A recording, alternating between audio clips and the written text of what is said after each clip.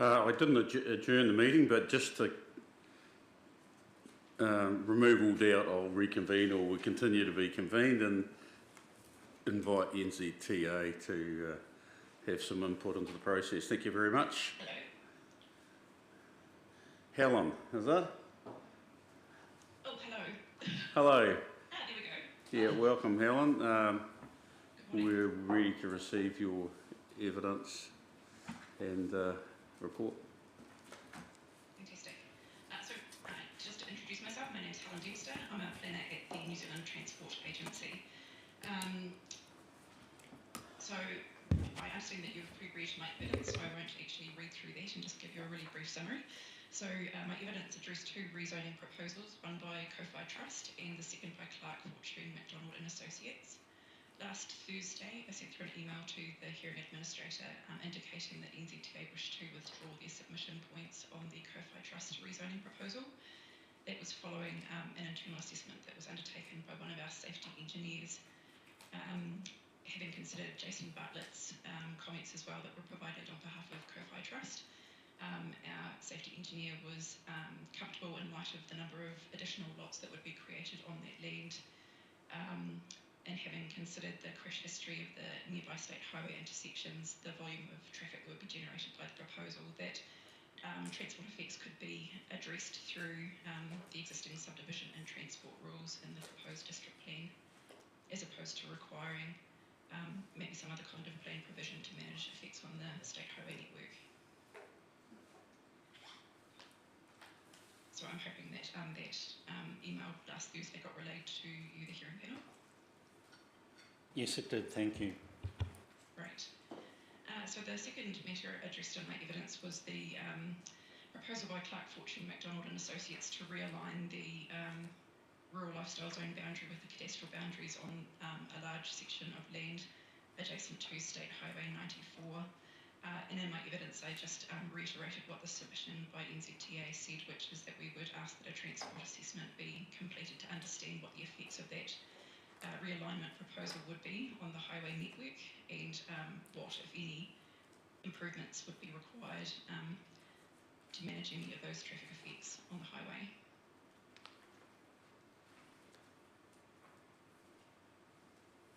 We haven't been contacted by Clark Fortune McDonald and Associates prior to the hearing, so at this point we still remain uncertain what those transport effects would be.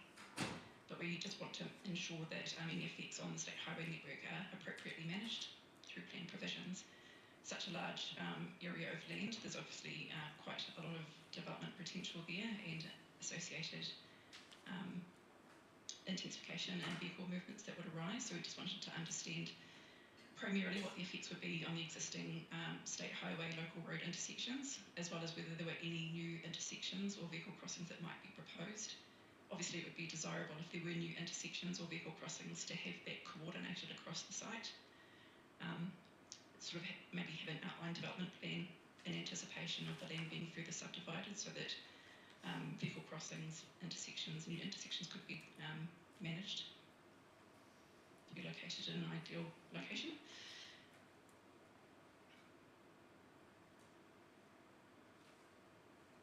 I think that summarised my evidence, so I'm happy to take questions. I think I take it there's no actual plan at this stage because it hasn't been a consent hasn't been applied for. That's correct, yes. So we just have the original submission for the zoning request. We haven't had any further evidence in relation to potential scheme plans or understanding how that land would develop necessarily. Obviously, there's multiple landowners in that area. I think it's almost 100 hectares of proposed land. So, yeah, on that basis, obviously, Ms Dempster's very helpfully outlined the traffic concerns from her point of view. And I've outlined in my report my other concerns in relation to upzoning that extent of land. So, Joe, how would the council handle that, or is there anything we can actually do as a planning committee, bearing in mind it's not a firm proposal, it's a projected possibility? So you have the evidence before you, which is the evidence in my 42A report, and then the evidence put forward by the submitter. And on that basis, you can make your recommendation in terms of the rezoning. In terms of that rezoning, there's obviously a few matters at play. There is the transport issues. There's also the issues of productive land. We also have things in relation to whether or not we need that additional rural lifestyle zoning, considering that we have upzoned other parts of the district where we've already got sort of clustered rural lifestyle areas. I do note in relation to that land, the submitter has requested that the rural lifestyle zoning that we have proposed there, so there's a bit of development along Reby Road, and we have recommended that that land be upzoned to rural lifestyle to reflect the fact that there has been development creep along the road. But the boundary that we have proposed is the boundary with the highly productive land use class 2 soils, I believe.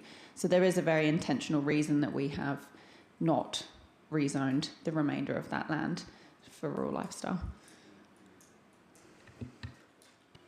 I think I'm guessing if one was to make an assumption that zoning was to go ahead, it would then become a consenting issue in which NZTA would be invited to firm up their response, wouldn't it? Be the only way we could handle it. That's correct, yes. So if the land was to be rezoned and then applications came in for resource consent, we would undoubtedly be requesting comment from NZTA. So there is an element of an ability to address those transport effects at that point in time to a degree. It's just whether or not it's appropriate to rezone that extent of land, knowing that it does front the state highway and therefore brings in issues of reverse sensitivity, noise. And again, that's just one element of what would need to be considered through a further consent. I think it's potentially important to note that if it is upzoned to rural lifestyle, then the MPS for highly productive land does not come into play in terms of consenting. And I just don't think there's enough information in front of us to necessarily demonstrate that it's appropriate to upzone all of that land. Thank you, Joe.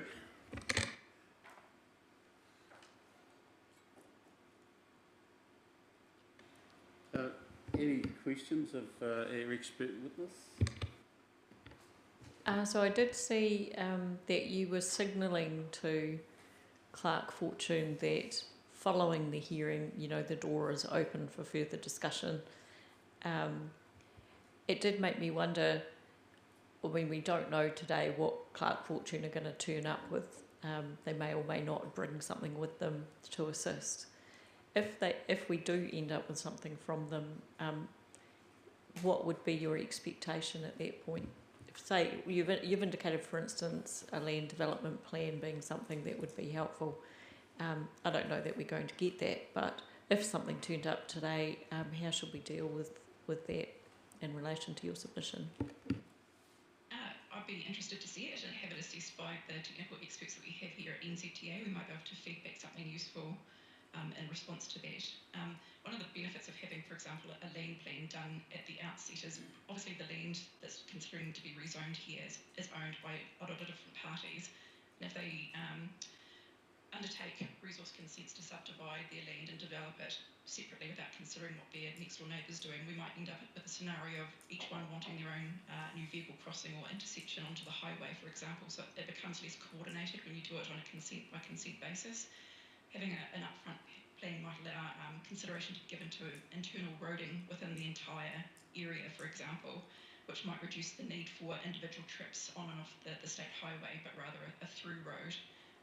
So there's a real advantage in work being done up front at this point, especially when the piece of land is so significant, it can be developed into so many lots potentially, to have forethought given to that rather than dealing with it on a consent by consent basis where some of those opportunities for coordination might be foreclosed.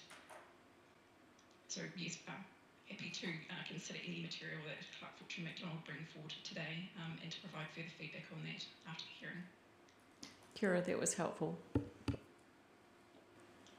I think we really have to wait on Clark Fortune, don't we? And I'd imagine that at that point you will give the panel further benefit of further opinion. Thank you very much. I've got no further questions. Any further questions? Thank you very much. We will hear from you in the future, I'm sure. Wonderful. Thanks for your time. I appreciate Thank it. Bye.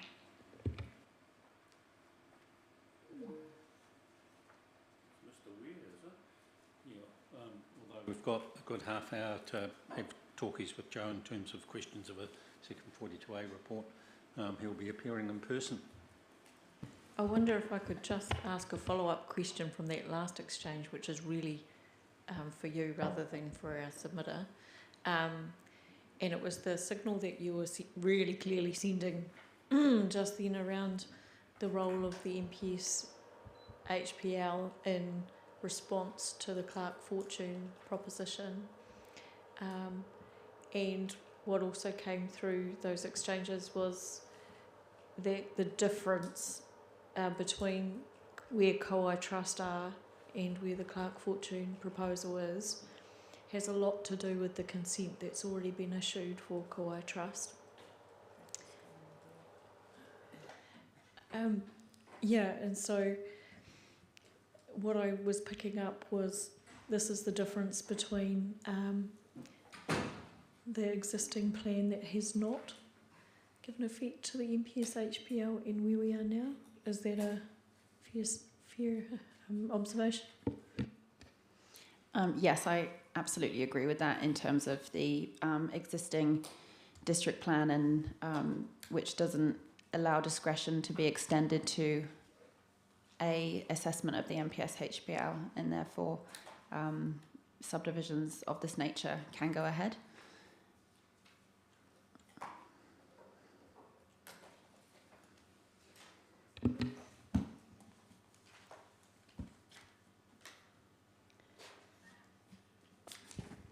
Where did we get to with that? If you do you have anything else that you would like to add that you think the panel could benefit from before we hear from Mr. Weir? Or are there any other questions? Well, I think the panel has more questions for me. Obviously, we do have a bit of time, but I'm aware that the submitters have arrived, so it's up to the panel how you'd like to run things, if we want to move on to the submitters, or I'm happy to take more questions. With the permission of the panel, I think it was the submit. Yep. And okay, Joe. Thank you, Joe. Mr. Weir, would you like to come forward and give us a submission, please? Thank you very much. Welcome.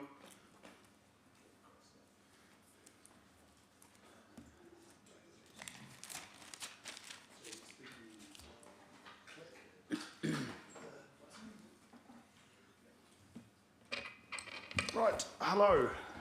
Good to be here. So I brought the applicants in with me today. So we have Angela and Johnny Watson. So there's probably a bit more of a context. But I take it you've read the evidence that I've put in? Yep. So probably, one thing I'd probably like to say from the outset is, actually has NZTA spoken? They have, right. She was a bit faster than I thought. So in Helen, discussions with Helen have led me to believe she's withdrawn her requirement for the ITA, which I think is, obviously in my evidence, quite appropriate, because I think that was, the existing transport provisions coming up to be reviewed in the district plan address all the issues raised. Jason Bartlett, who I work with quite a lot, agreed very quickly that there probably wasn't a lot of basis, which is the email that you've seen, yes? So Jason's emails covered that quite nicely, I think. I think he's very clear that that was probably an unnecessary step, so that's good. So I think that, that's actually a bit of the guts of it, I think. So that's really great. But I thought it would be really good to hear from Johnny and Angela in terms of what they're actually trying to achieve in this land. And so if the land stays, actually, Lindsay, if you could bring up that pretty image. I sent it in a separate email for you now. Yes, that's fine. Can So I it's the just second, have the names of the two with you, please? Angela and Johnny Watson. Thank you. And they are the applicants of the approved subdivision consent and now landowners, yes? Yes. Yes. Welcome. Thank you. Thank you. Yeah, that's the one, Lindsay. Right. So, we have a consented subdivision that has 2 hectare squares placed over it, and discussions with Joe during that, the planning officer during that process was centred around, well, why are we doing that in a simplistic way like this and just breaking it into squares?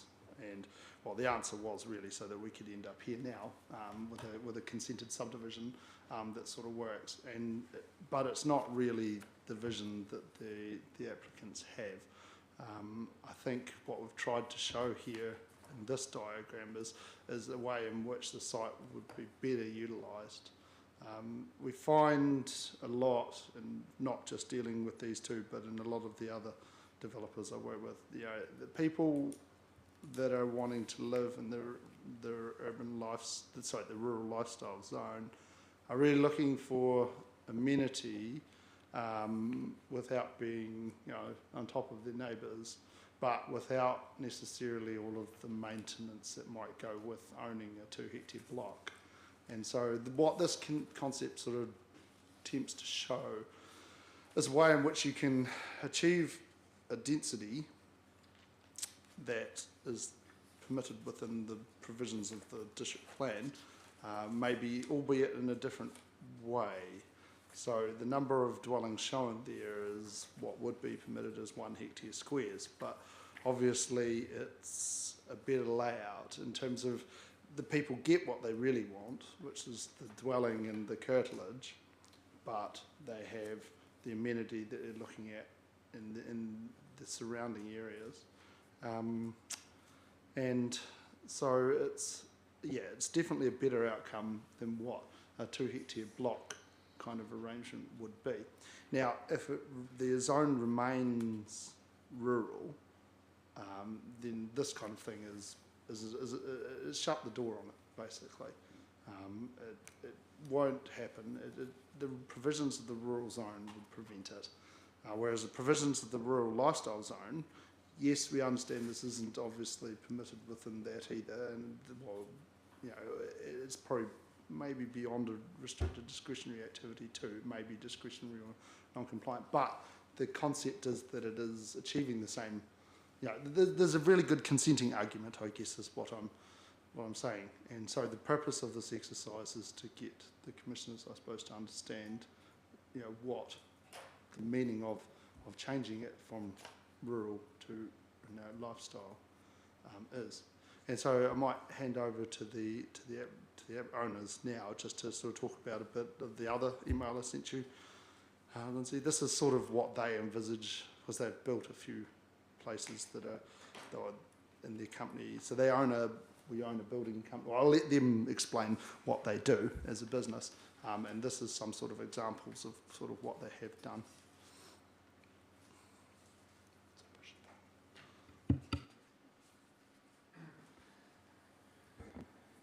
Yeah, so this is just some rural places that we've built, where they've obviously built on bigger blocks of land, but then their living quarters they've brought it in, fenced off close round, so they sort of not too much to maintain, but they still have that outlook. You'll sort of see in the next picture, I think, more of that. So it's sort of like a lawn that's a manageable size, but still got the outlook of the bigger block. And we sort of just feel that people want that. And that this is another example. They've probably gone a bit bigger with their lawn, but they sort of, yeah, they sort of like that rural sort of feel, but sort of don't really want the land as such.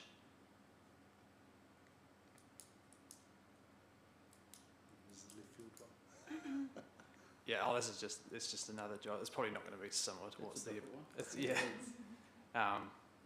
Yeah, that's just some of the projects. And this is actually not a project we did, but this is sort of what we want it to sort of look like, you know, like a high sort of a standard, sort of like that Centro Otago. We sort of want to bring that to Gore, that sort of level of aesthetics, yeah, I suppose you'd say.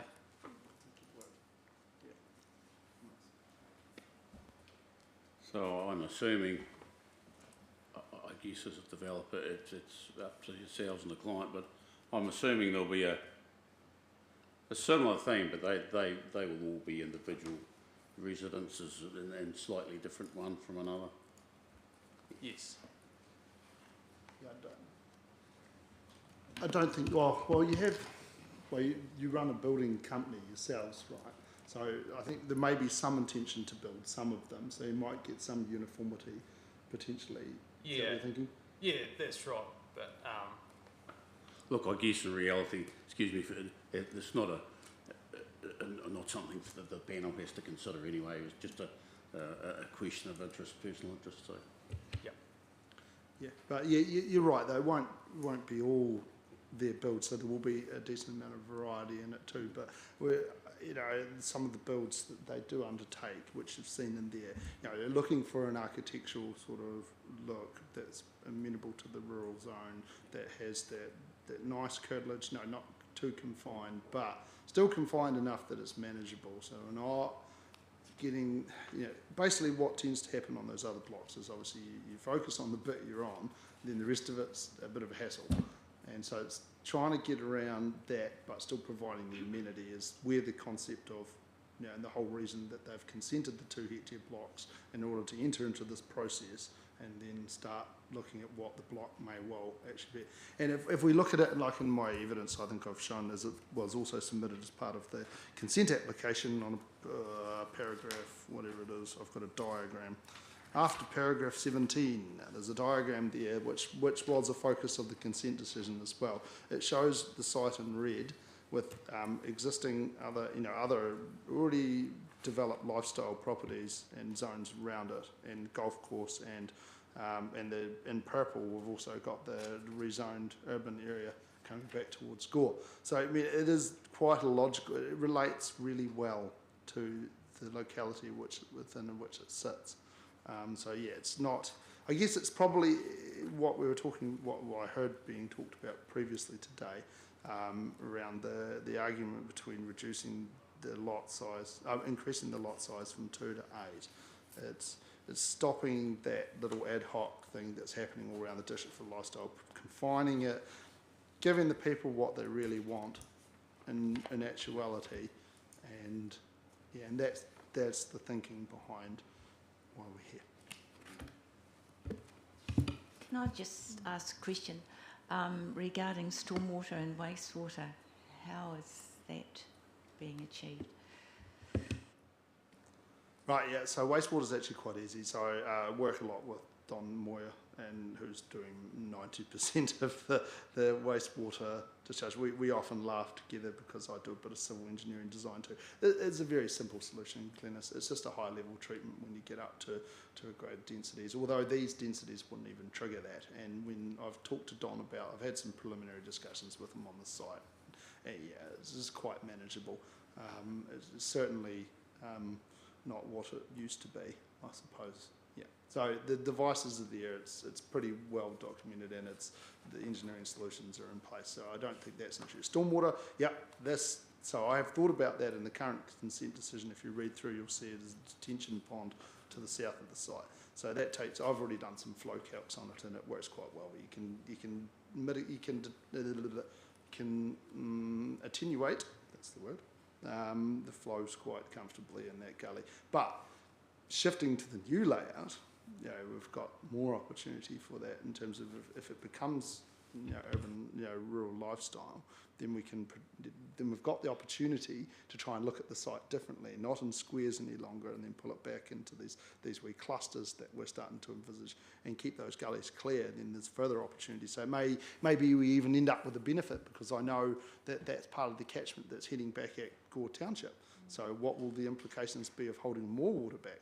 There's an opportunity as well, but there's amenity in that detention as well. I know it doesn't hold water, but just the shaping of it and things, it's quite nice, really. So yeah, I don't think either of them are problems. And it would be gravity fed? Yeah, absolutely. So what we're focusing on today is the zoning of the land. And in NZTA have now withdrawn their concerns as applied to 205 Reby Road. And supplementary evidence that's come in from the planner is now has a recommendation before us that it's appropriate for that zoning to go ahead. We're not here today specifically to look at a particular layout on the site, but I think it is a good test when we actually get to the subdivision part of it to have a look at some of the detail.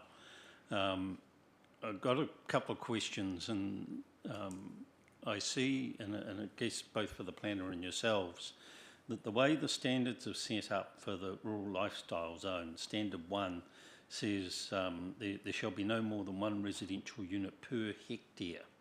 So that doesn't actually dictate the lot size. So I'm interested when we get to the subdivision provisions, whether what guidelines are provided in terms of that type of structure.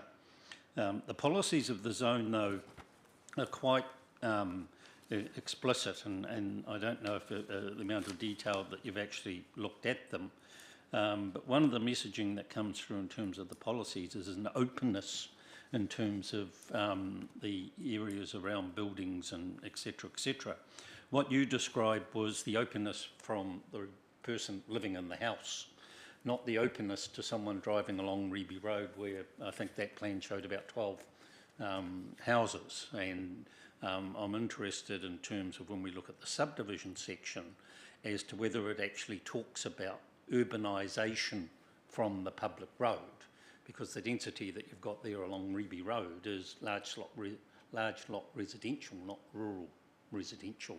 So I guess that's just the first point that I wanted to raise in terms of when are these other issues looked at, and give you an opportunity to feedback on those. And I've got a couple of other questions too. Yeah, that's a good point. Well, the density is the key, isn't it? So that's what we're trying. That's where our thoughts have gone. It's not a lot size, and a density is where we're sitting.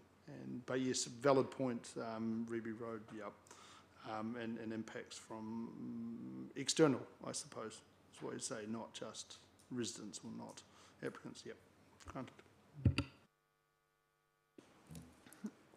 Yes, in relation to your question and sort of your thought process, I guess the evidence in front of us today, or in relation to the original submission, is around that rezoning and what that then means for the land. The concept design that was submitted doesn't necessarily align with that framework of 1 hectare lots, but it would be up to a future applicant to demonstrate the effects of that particular, if that design was what was put forward, it would come down to an effects assessment, which would have to take into account public views from the road and whether or not what was put forward was appropriate in terms of a rural lifestyle type development, if that zoning is recommended. So in terms of my supplementary evidence and what I have, the decision I've reached in terms of what I can support relates to that zoning and that density. In terms of actual how that pans out in terms of a design, that's not something I've considered. And by endorsing a rural lifestyle zoning, I'm not necessarily endorsing that design. So what follows from that then is that when I look at the area between Terry Road coming back to the urban area, there's a development zone that has been talked about in that area. Why have you opted for a rural lifestyle zone when you look at that plan, it tends to fit more the concept of what's been promoted between Terry Road and the urban area? I haven't seen that, but I thought it was not, yes, I didn't think there was as much clustering going on, probably not the same density. I think we're a lower density, Keith, than what's proposed in there from what I've seen in terms of actuality, not what may be being presented for hearings purposes. I think that there's a greater intensity desired in there than what we're envisaging. And I think I discussed this with Joe too, but you'll actually notice in that concept plan that we left out the 2 hectare blocks adjacent to the road to the north. And the purpose of that is to start transitioning to the rural environment. Well, the other reason obviously too is dust suppression issues were a big part of that consent decision. So not so much the scheme plan you're looking at, Keith, but that one, the concept. You'll see that the 2 hectare blocks we sort of are envisaging might stay there as a blend and a transition, partly for the dust issues, but also just, I think this is different to what the other zone back towards town is. I think that is denser and more connected to town, and then people out here will want a lower density and more amenity than what those people in that area. Is part of that also around rural lifestyle, not having that connection to services requirement? Is that part of the thinking? Yep, absolutely. That's definitely an issue because we're starting to extend a long way from town. Then, I have been through that exact thought. And we've got a golf course in between that holds the low ground for the gravity. So if a sewer were to come up there, it would need to go through the golf course and some challenges around that, I assume. So, I think that is, yes, you're absolutely right, Maria. That was one of the earlier thoughts that went into my head as well, was that this is less serviceable than that other land. That other land already actually has sewer in it, in the lower reaches. It's already connected, so it's different. If the golf course wasn't there, then I might take Commissioner Keith's point, but I think, that it acts as a bit of a barrier in a way. Well, the golf course is part of the existing environment. The way finances are going, you can't guarantee it will still be there in 10 years' time. So the proposal is to retain the Lotsdown Campion Road because of the gravel nature of it. The consent itself has a number of conditions in it, one of which relates to public benefit in terms of a walkway along Reby Road. And I didn't really see anything showing up in this plan that actually reflected that.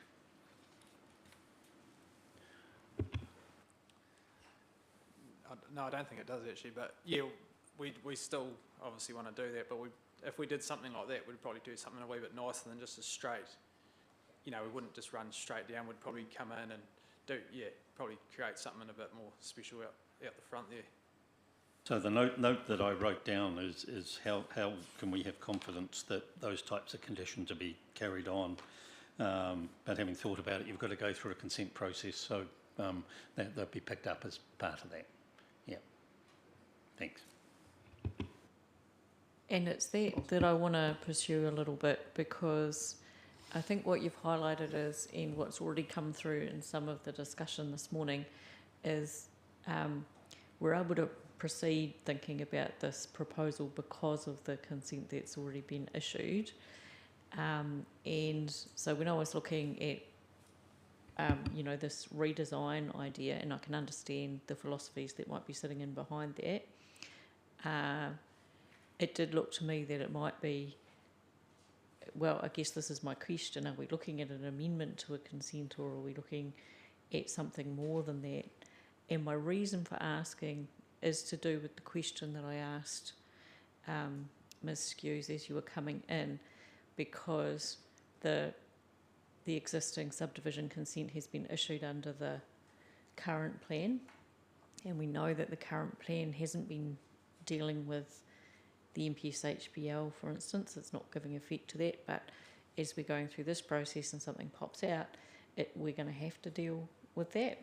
So where we land at the moment, the proposal is that the zoning proposal is resting on the existing granting of consent, and so I really just want to explore that a little bit, and and I can understand why moving from squares to something that fits more with desirability for people, but I would like some thoughts on what the relationship is between our decision now around zoning and future consenting. Yeah. I actually addressed that, I think, in that 32AA report I had a crack at. You did, Lindsay, yeah. could you bring up that concept again, please? Second email today.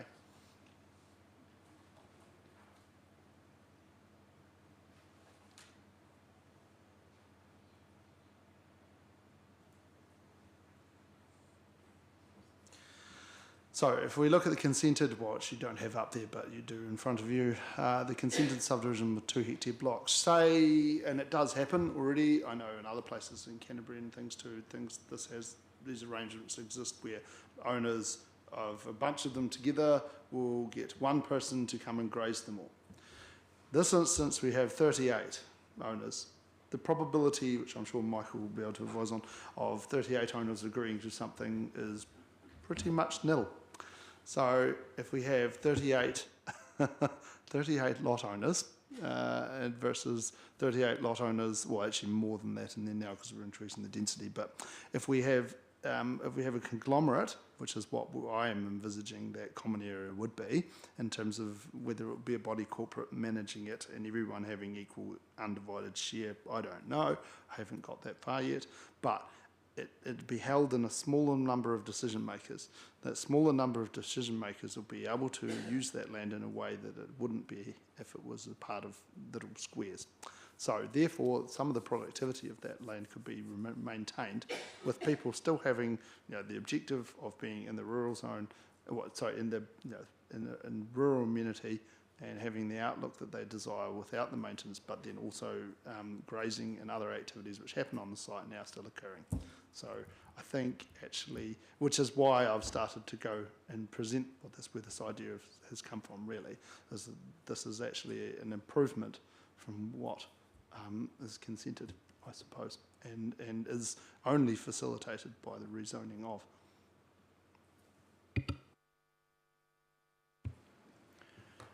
As part of your vision, all those roads through there, and you talked about a body corporate, are you looking at the body corporate of actually doing the maintenance or roads ending up with council?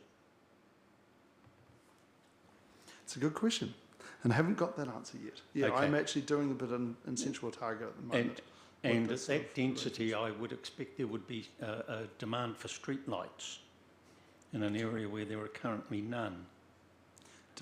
Well, actually, the current consent does require it, so it is an issue. But that hasn't been properly tested with an electrical engineer and some other processes I know. So it may or may not, Keith. It's actually it's uncertain at the moment, I think. So the purpose of asking all these questions is that when we get to the subdivision stage, this is a useful one to actually think through some of the issues and the way that the plan will work. And we don't normally have a working example to rely on.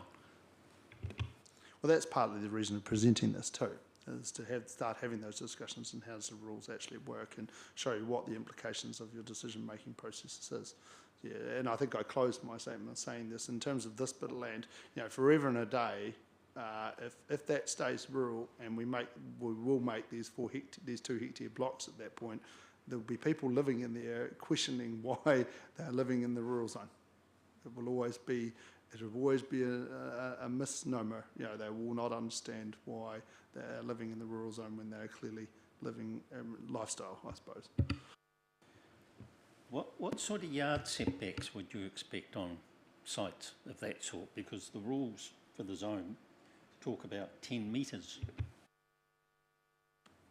10s are still achievable, but they probably will be breached, you're right.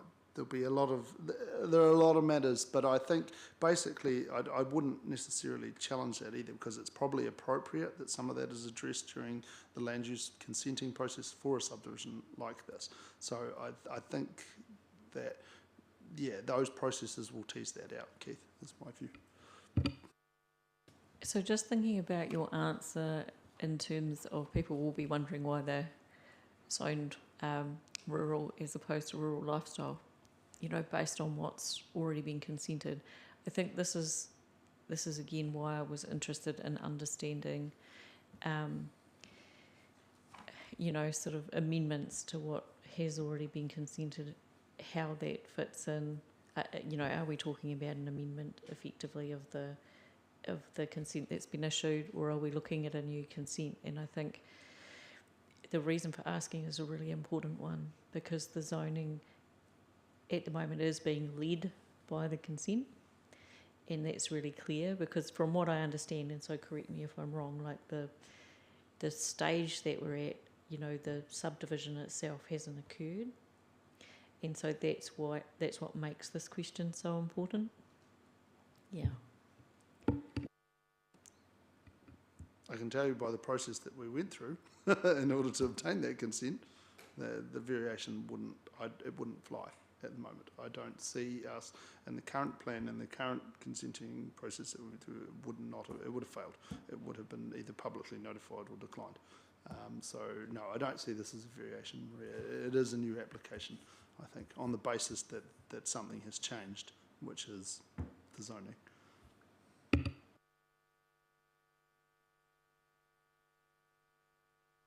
So given that we've got hearings going through to March next year, and it's likely to be about this time next year that decisions actually come out and can be given effect to, are you intending to do anything over the next 12 months? Because I guess the lots that you've got on the gravel road you can proceed with. Not a mistake there, Keith, yes. That's why the staging is the way it is. So yes, and well, it just makes sense. There's a lot of logicality to that in terms of there's other developer considerations, obviously, in terms of funding, and so it creates some. But that wasn't my first thought. My first thought was this is a really good transition into a way of dealing with the dust mitigation issues that were arising, but also a really good transition heading west. Any further questions? Just one. I'd just like, Hamish, is there just one entranceway out onto Kingdom Road? And that was probably not one I necessarily anticipated. Right. So yeah, the concept is a concept.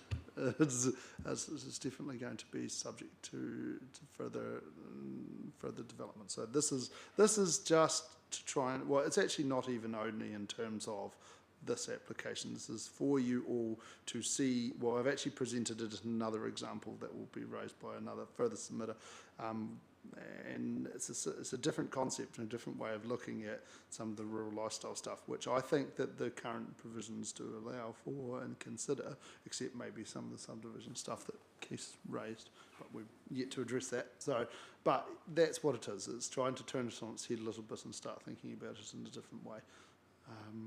As well as obviously trying to achieve an objective for a piece of land. But yeah, so I don't think I probably would put another one out there. I think my view is it should go to Ruby Road and be confined. In fact, I've been pretty definite. I would be definite about this development block coming back to behind it towards Score. It's very important that Ruby Road remain, you know, free. It's really almost an arterial road now. It's not classified as such, but it's important. So we want to keep as less side friction on it as possible. And so one entrance is my view to Reby. Commissioner Dixon referred to Kingdom Road, whereas it should have been Campion Road.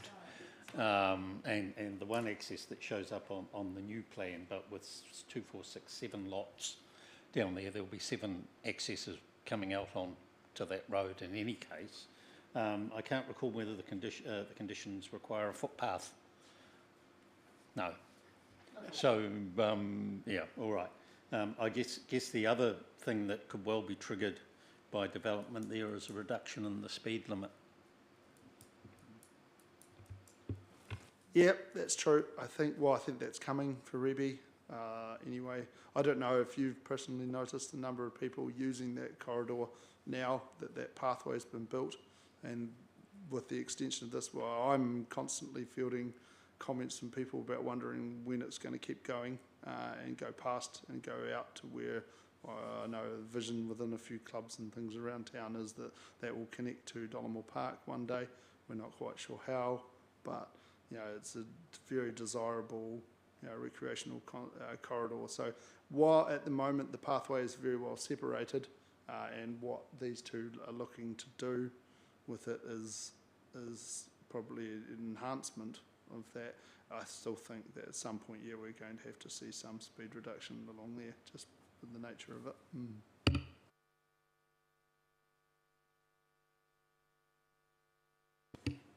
So I've got an oddball question probably, but because some of the discussions we've been having this morning were around the origins of lot sizes in actually the settlement zone, not rural lifestyle, very much dependent on what's required for on-site wastewater management, or that's historically how lot sizes were configured.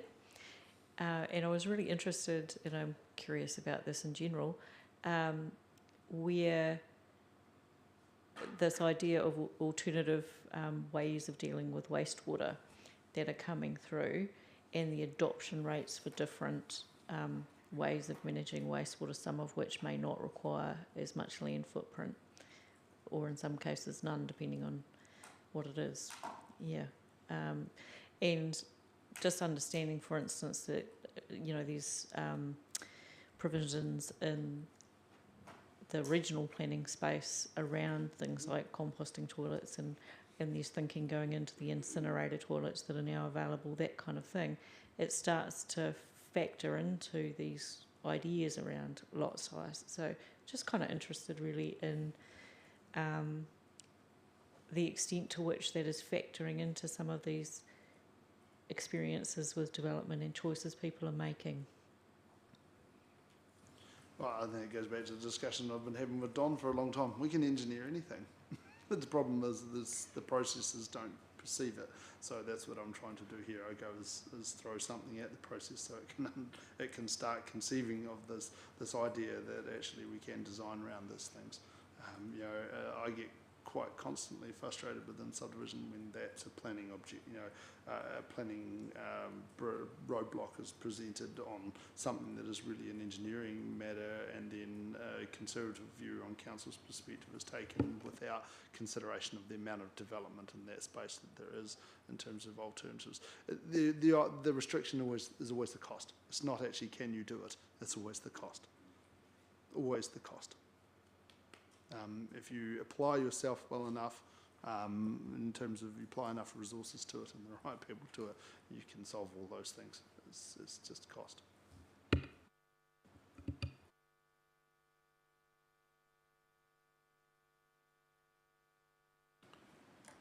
Any more questions from the panel? No, probably more of a comment that it, because of the giving effect to the MPS HPL and how that will play out, obviously there's going to be some doors closing on, or we're not closing, but pathways getting a bit harder. So in terms of your timing, I think it's probably well timed. Well, the MPS HPL is also looking. Its purpose is also to contain the development, which I think you know, if I look at all the other ones I've consented in the last 2 years in frantic rush, they're not like this. You know, they're not confined. They're not as well located around, you know, logical access corridors and amenities like this is. I can see this particular site having considerable interest from those people, especially with this revised thinking around it. There's a lot of retired farmers that don't want the same sort of space and other things to deal with that they did have, but they want the amenity and they want to be closer to the, you know, the facilities. So that sort of ticks all of those boxes, and it's not expansion really, you know, beyond the town. It's really a fringe, and as my diagram shows, you can justify it, and so did the consent decision. That was actually just a helpful final analysis. Kia ora.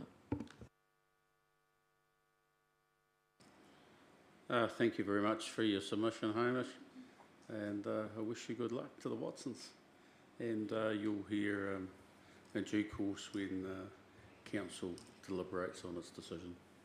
Thank you, that's been very helpful. Thank you, Commissioners.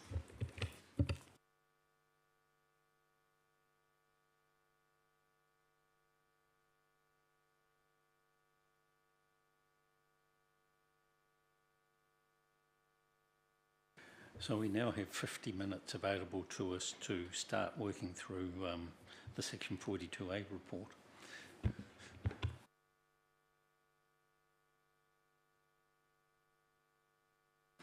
Given its length, I'm just wondering what, from the Commissioner's point of view, whether we go through different parts of it rather than a fruit salad approach of all over the place.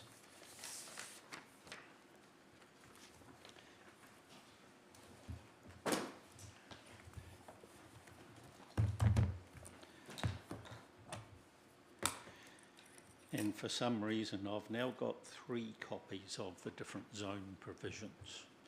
What was in your Section 42A report, plus I think there was something, another copy that came out as well, and just supplementary. So excuse me if I get mixed up. Yeah, that's no problem. The most recent copy of the provisions will be labelled Appendix 2, and they've got a slightly longer key at the start where I've got sort of black and underlined from the 42A and then red and underlined based off the supplementary evidence. But yes, we can muddle our way through. All my comments are on the first copy.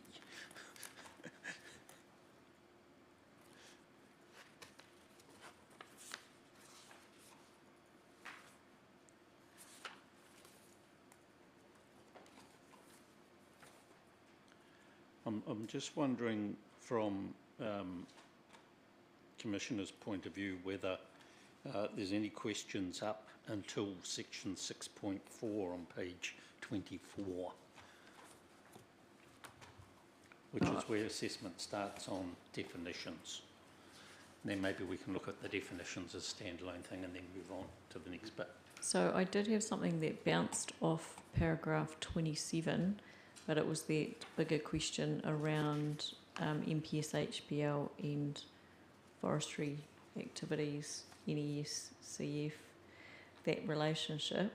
So it's when you want to have that conversation, really. I tagged it to paragraph 27 just because that's where the statutory assessment pops up. It's, yeah, a significant issue, so maybe we deal with it now while we're fresh. Good thought. So I'll just pull up your report and get into the right place.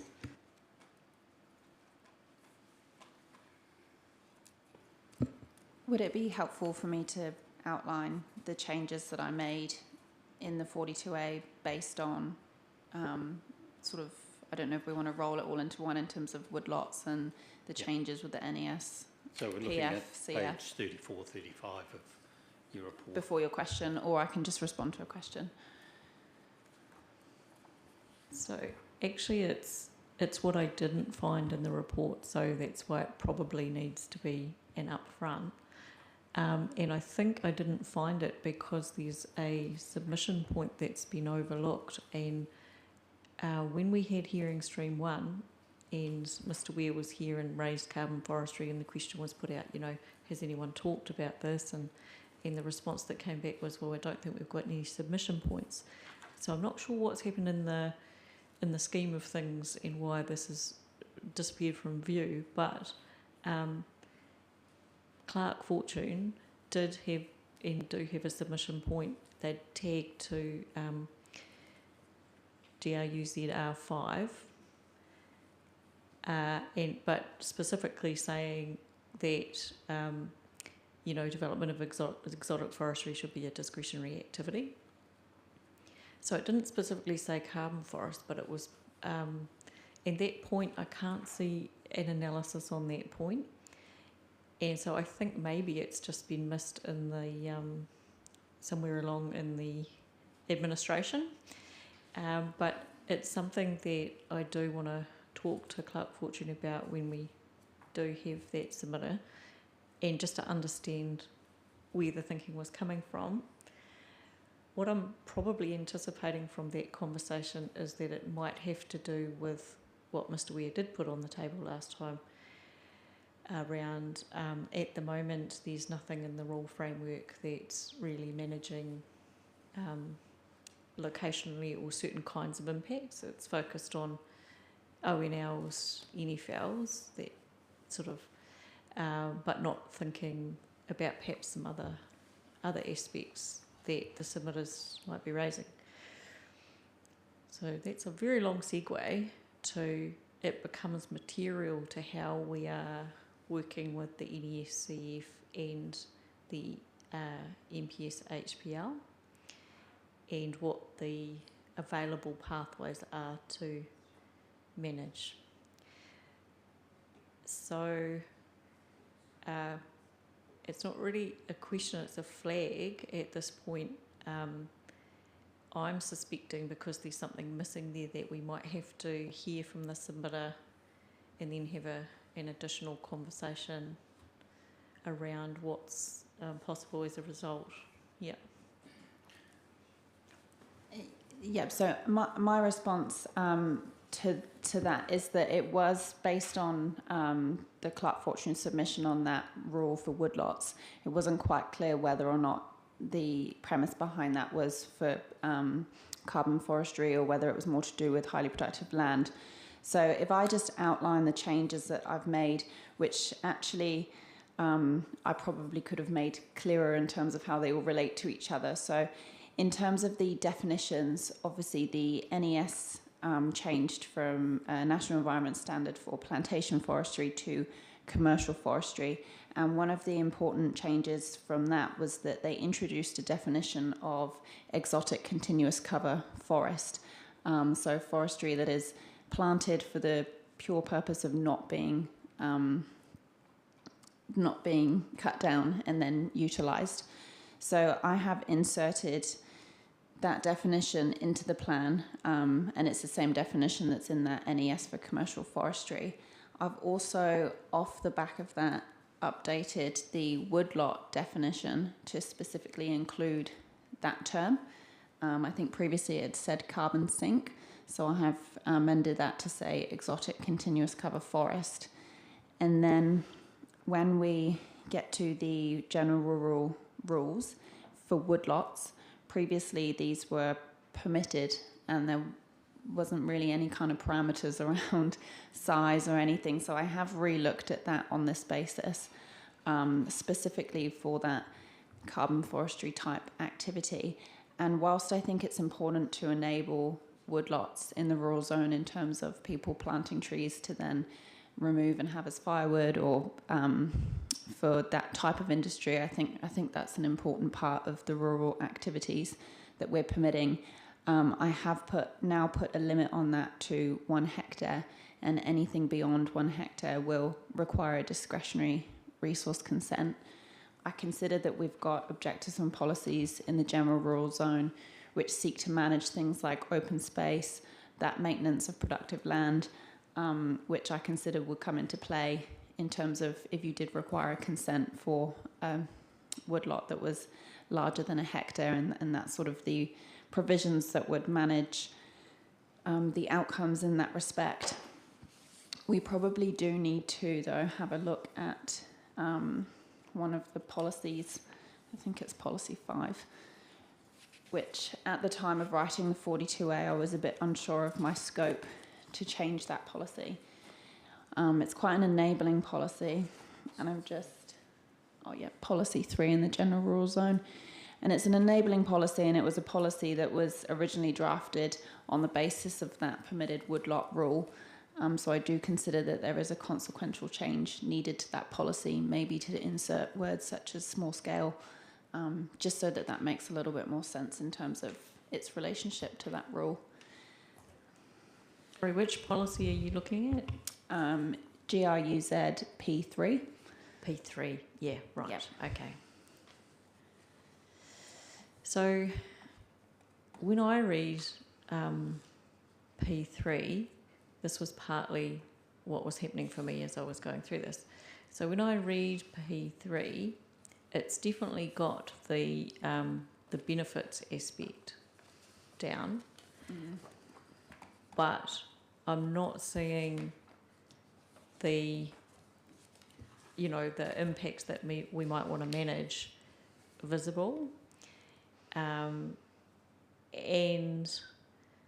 when we go up to the objectives, that term primary production is the one that's most, that's guiding a lot at the objective level. And we know that both, forestry and mining are captured in primary production and not present when you do start talking about ag hort specifically. So, and I think it's appropriate to recognise the benefits as per P3. I think we'll just have to wait for what Clark Fortune want to discuss. But I'm expecting it might be around that community wellbeing dimension of large-scale land use change that actually starts to affect these settlements. Like we're zoning some settlements based on, how those patterns have developed and how they're associated to rural land use. So I'm just anticipating that might be what we hear. It may not, but it is what we heard from Mr. Weir, even though he wasn't a submitter on this point. And therefore I'm seeing a bit of a gap and wondering how we plug that gap and what our tools are. So one of the tools is, I think, sitting there in the NES, which allows I was going to ask if you'd had a look at Regulation 6 and the amendment to that, which allows a plan to be either more stringent or more lenient.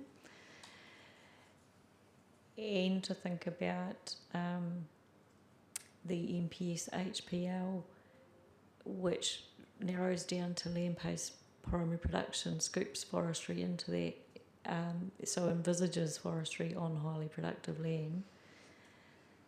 But my read of that is that it doesn't take away the ability for a territorial authority to be quite specific about what kinds of forestry or how, So I feel like there might be some further things to explore. Yeah. Depending. Yeah, absolutely. I understand. And I do think that depending on the, level of detail that the submitter goes into, and we will look at those submissions again in terms of the scope around whether or not the scope is to do with the woodlot rule or whether we can extend it to more in terms of carbon forestry in general. But there's probably provision to look at that policy and potentially have a revised wording to provide a bit more guidance, and potentially in that woodlot rule in terms of what would be captured. Because I envisaged that with that woodlot rule for forests over a hectare, you would require a discretionary activity, and that would give the territorial authority more control over those types of activities. But I understand what you're saying in terms of, okay, well, once they need a consent, then what are we assessing it against, and do we have enough in the plan to guide that decision-making proposal? So yeah, that's certainly something that I think we can look at. Thoughts around how you arrived at 1 hectare as the permitted activity? Is this in relation to the rural lifestyle zone? No. Oh, woodlots, sorry. Yes, so the 1 hectare is in relation to when the NES consents are triggered. So forests over 1 hectare would then trigger the NES for commercial forestry. I'd suggest the NES is a little bit, it's a little bit small, but it's a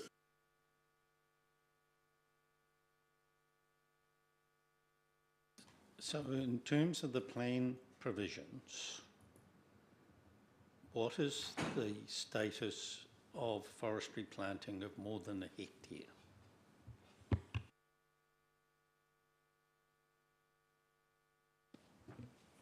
It would require a resource consent under that GRUZR5 if it was over 1 hectare. So how big can the planting go before it's no longer a woodlot? Up to 1 hectare. Because the way I read the rules was that you could still claim it's a woodlot at 4 hectares, 5 hectares, 10, 20. Yes, sorry. So this is intentional. I didn't put the size in the definition of woodlot because I consider that in terms of this issue, there is a difference between carbon forestry versus regular forestry or forestry for the purposes of firewood or the creation of wood products. And I do consider that is, which is why the size limit is in the rule, which would trigger the need for a consent. And then the context of the reasons for the larger woodlot, i.e. is it for carbon forestry or is it for the creation of wood products, firewood, then that is then taken into account in terms of your consent process. So it was intentional that the size was put into the rule and not the definition. So is referring to them woodlot actually the best way of referring to them? What does the NES use? Is it all just forestry? Forestry below 1 hectare is allowed. You need a consent if you're more than.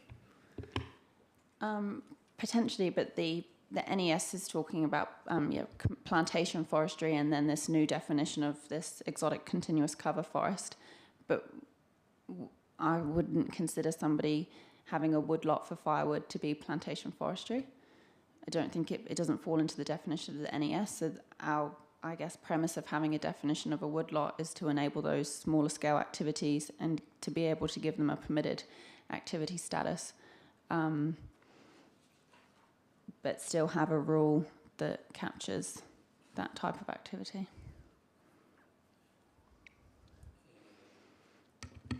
The page that we're on in your report, what page is that again? I've lost it.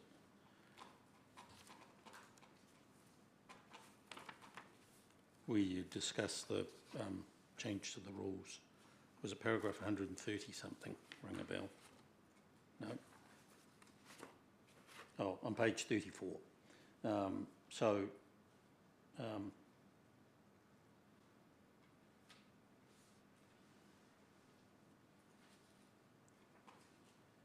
exotic continuous forest is a forest of at least 1 hectare and won't be planted. So does that require a consent? If something is less than 1 hectare? No, if it's more than 1 hectare. Yes. So exotic, for the avoidance of doubt, carbon forestry, more than 1 hectare, does it require a consent? Yes. And so I guess what is its status and what are the criteria to have regard to?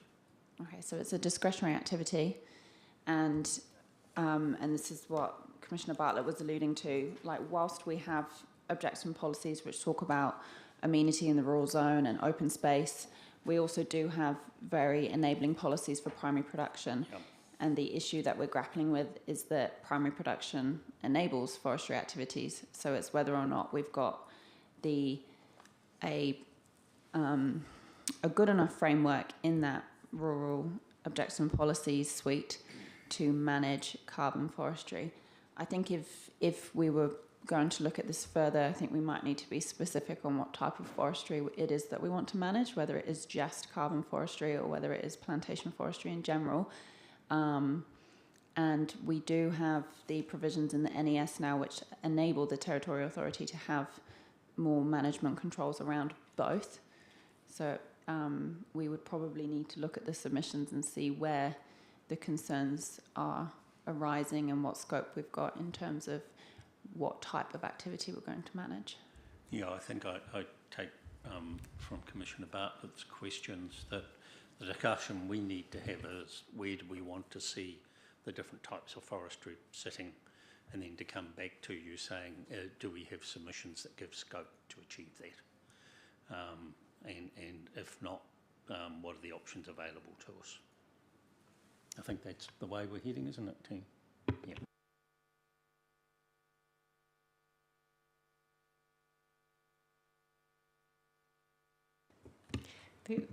That's it in a nutshell.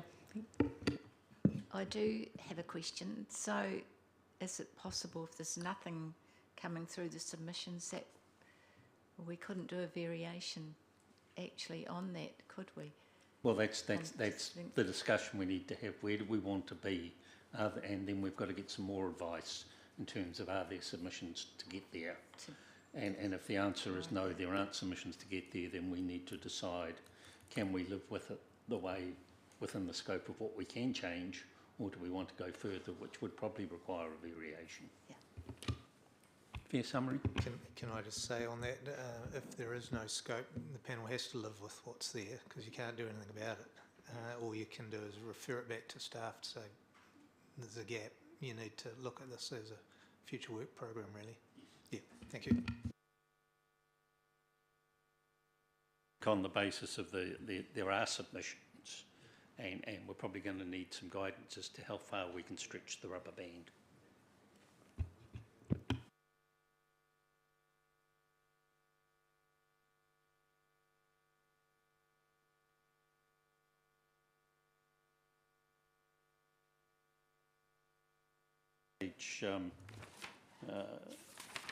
The beginning of the discussion on definitions, which I think is page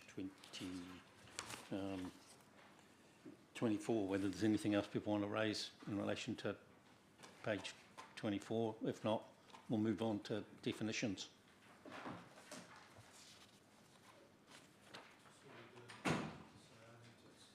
Yeah, sure.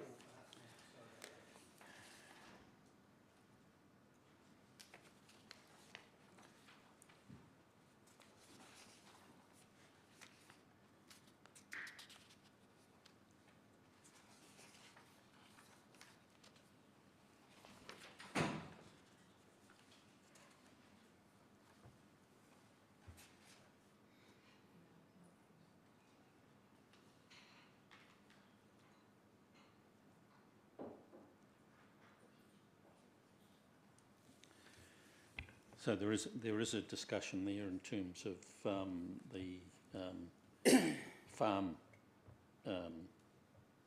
infrastructure, and I've got a couple of questions on that, but I'll leave them until Fed farmers are here. Is there anything else on definitions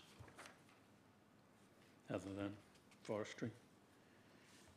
Actually, the definition, I was just looking for it. I went down and then I had to come back up.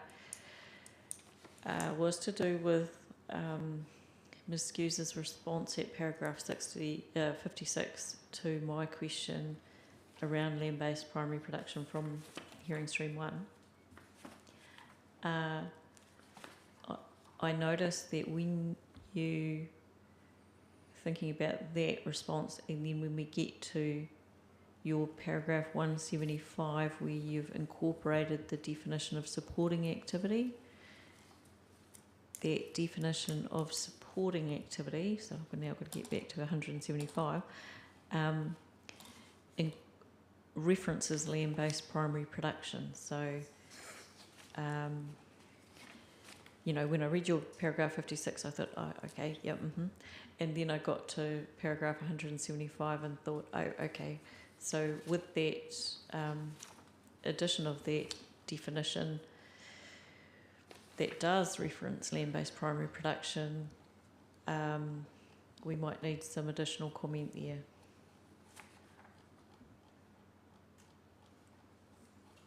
Oh, yes, I see what you're saying. So previously, yes, I said that we didn't need a definition of land-based production on the provision that we've, in terms of our rule structure, have pulled out those relevant activities that land-based production does not cover, but then we have included a definition for supporting activity which references land-based primary production specifically. And is your question whether or not we therefore then need a land-based production definition? Probably yes. I don't think it would be. I don't think it would hurt to have it in the plan to make it really clear, because it is. I consider that it is quite confusing in terms of the MPS being quite specific on sort of the way it advertises as protecting primary production, but then it is very specific in that type of primary production that it protects. And I think that actually did come through in the submissions, I think, from some of the mining type stakeholders, that they kind of felt that they were left out on the basis that the MPS should be enabling them, but actually it unfortunately doesn't for them. So yes, on that basis, I do think it probably would be useful to have a definition of land-based production, and we can take that definition verbatim from the MPS HPL.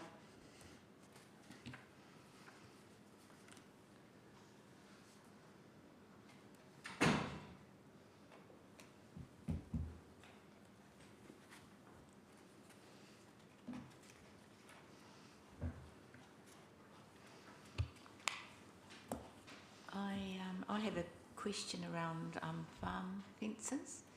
Yes. I note that in 104 that a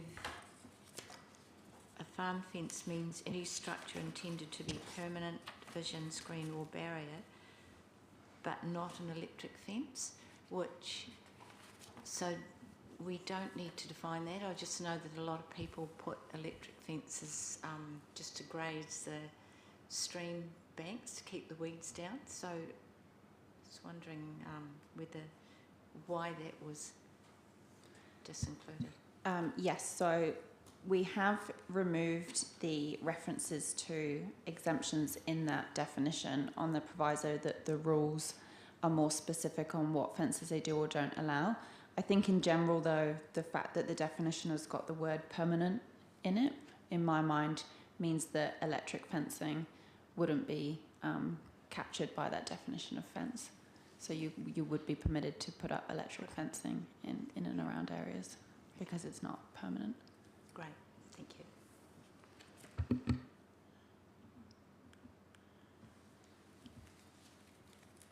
Anything else on definitions? Yes. At your paragraph 119, I was following quite well your rationale for extending farm quarries beyond a site.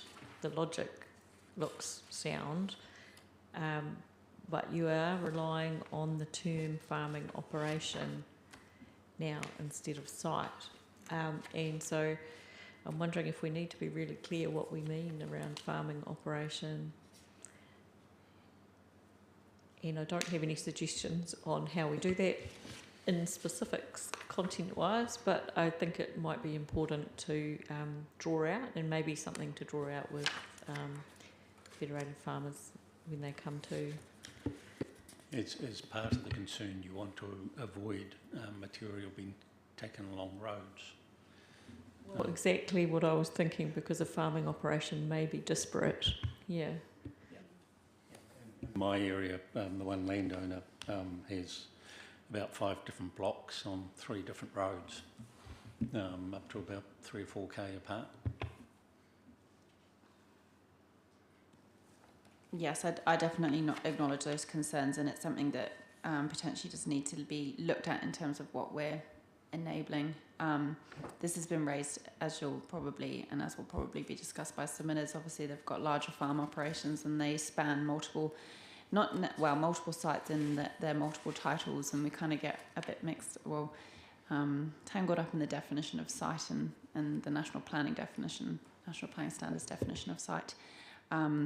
So yes, I guess and what I can probably provide some further discussion on in the right of reply is that either if you were of a mind to agree with this recommendation to enable it to span multiple sites, which you might not be of a mind to do based on considerations such as materials being transported by road, but if we were going to continue with enabling it between a single farming operation, then how we would look at implementing that particular phrase. On reading that, I have to acknowledge that I am the owner of a farm quarry, therefore I'm conflicted and can't take part in the discussion. Some councils and the way they define farms is they use the word contiguous. So if it's on the other side of a road, then it falls outside of, and it's just something to think about, please.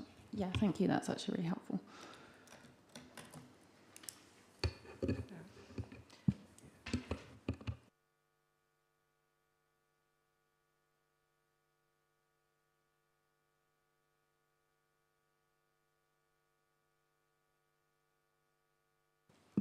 In assessment 131, regarding intensive winter grazing, I've noted that it's excluding pasture and cereal crops, and I know that some people actually do intensively graze pasture crops, and to some extent I'm just not sure what you take into cereal, but is there a reason for excluding that, or is it because it aligns with the proposed Southland Plan, water plan?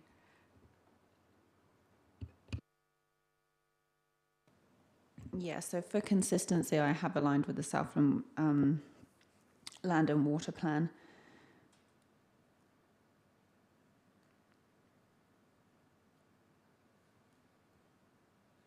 Some of the smaller farm blocks actually do intensively graze pasture. But given that they've been through the court proceedings and everything else, if it's still there, then it's probably the most practical approach.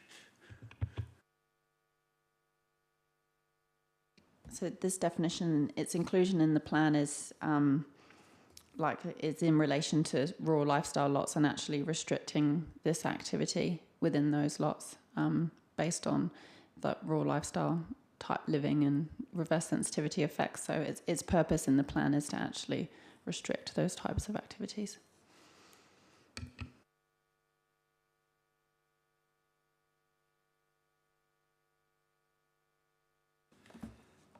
Once again, I'll have livestock, and they do graze in the winter, but not on the lifestyle block. I'm going through this and thinking I will err on the side of caution and not have an input into something that could be considered to be conflict.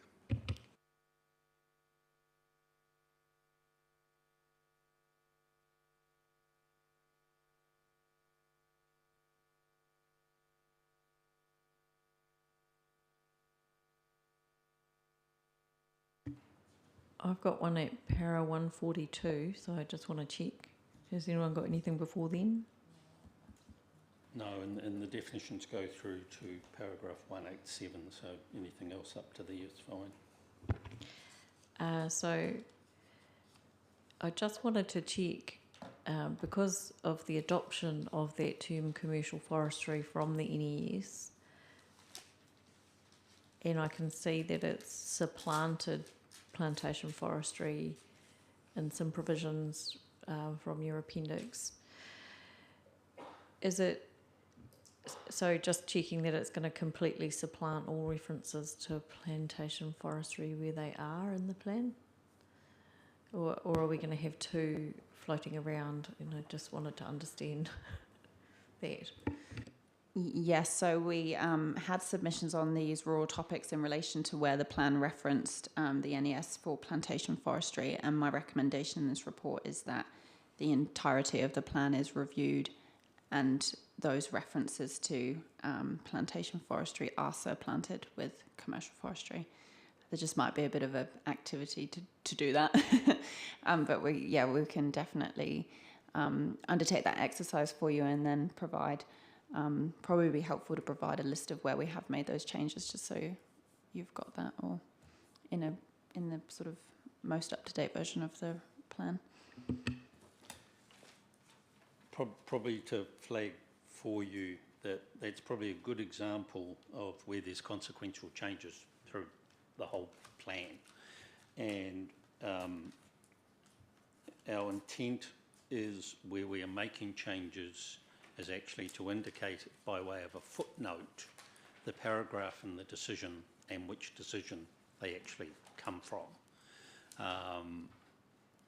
In the case of, we've got submissions from heavy transport, from Ministry of Education, other ones that are coming up in every report, including report 1.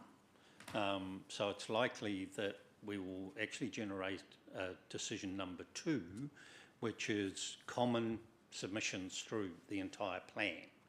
And so in things like changing the word education to educational, in decision 2 it will probably say we have not footnoted every single one of these changes from a practical point of view. So I just wanted to share that's the way we're heading, and by the way that Mr. Garbutt's nodding his head, it seems to be an acceptable way to go. Yeah, as long as there's a paper trail to say that there's a decision made, that this is the decision and it should be implemented throughout the plan. I think we're tidy and we've got a paper trail. So if, dare I say it, someone appealed a consequential change down here, that it has its origin to the decision. So I'm comfortable what you're saying is spot on. Yeah, so every decision will say there's some common changes throughout the plan that are dealt with in decision 2. I think just to note, the other thing that we're working on at the moment is having a full copy of the plan that highlights which hearing stream that change was made, but we're trying to catch up with the hearings. So I think by hearing stream 5 we might have a version that will have the track changes that we've recommended in relation to, say, hearing stream 1, 2, 3 that are cross-plan changes that will be reflected in a whole plan version. Can we talk about that further, because it may actually duplicate what we've already done? Right, okay.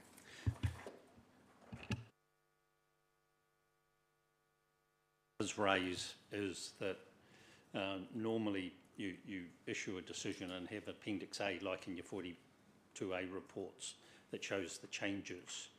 I think my thinking's evolving that there's going to be a series of decisions and there's only one copy of that chapter that's separate that you have to refer to.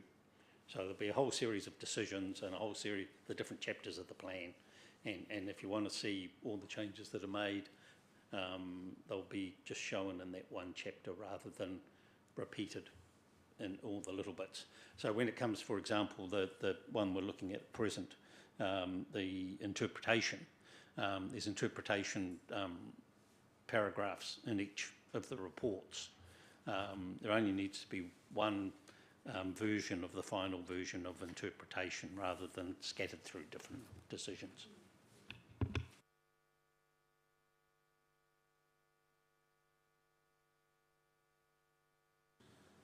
Thank you, Joanne. We'll give you a little rest for a little while, and I see we've got Clark Fortune, so we'll invite you to come and take a seat and give us the benefit of your submission. Thank you. Where would you like? Yep, you can sit anywhere you like, preferably on a chair. Yeah.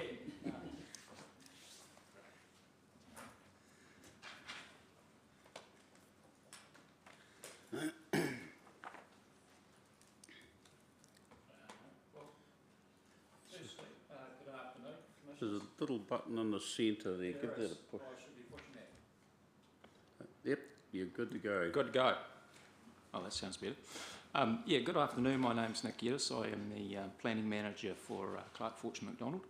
I'm based up in Queenstown, and I have Ben Wilson with me today, who's our manager of our Gore practice, and indeed is the, I guess, from Clark Fortune McDonald is the most our primary point of contact in terms of the working relationship with the district plan.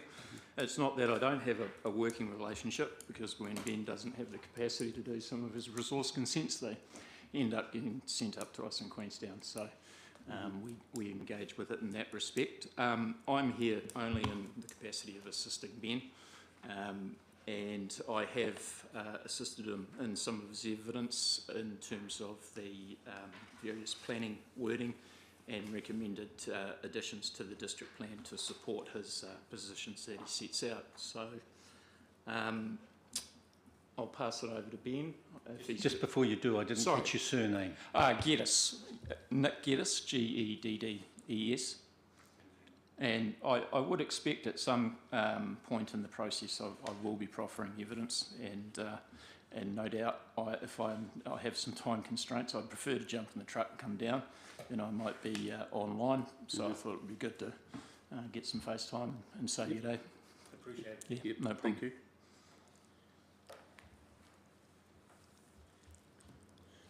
Yeah, as Nick said, I'm Ben Wilson. I manage Clark Fortune's Gore office.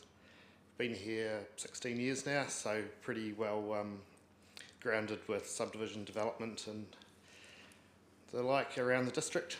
I assume you've all read our evidence, so I won't waste your time repeating things, but any questions that you'd like to clarify or discuss, I'm happy to give some opinions.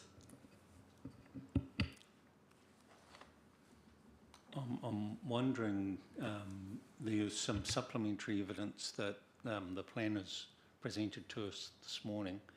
I don't know if you've had an opportunity of going online and seeing the supplementary evidence, or whether you'd like a brief summary of what's in it. I haven't had a chance to review that yet, so that would be good. Thanks. Okay, good morning, afternoon now. I'll just go through the proposed changes that I've made, having reviewed your evidence. So in relation to the general rural zone, you highlighted your position on the setback for residential dwellings. Whilst I maintain that I'm supportive of a 30-metre setback, I have proposed an exemption into the setback rules which enable extensions to existing houses that are within those setbacks, and also farm buildings, so long as they don't exacerbate that setback.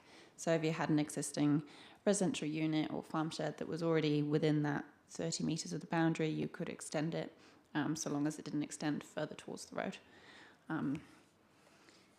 In relation to the settlement zone, I have reviewed the different areas, and I definitely take on board what you're saying in terms of the varied lot sizes.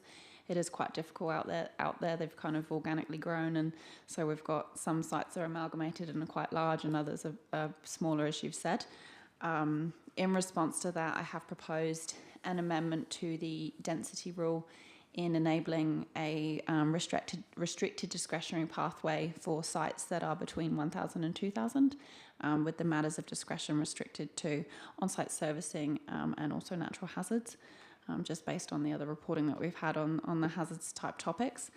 And I've also reviewed the setbacks within those zones on the basis of having those smaller lots, and proposed that we have a 4-metre setback from the road boundary, and a 4-metre road setback from the road boundary, and a 2-metre setback from side and rear boundaries.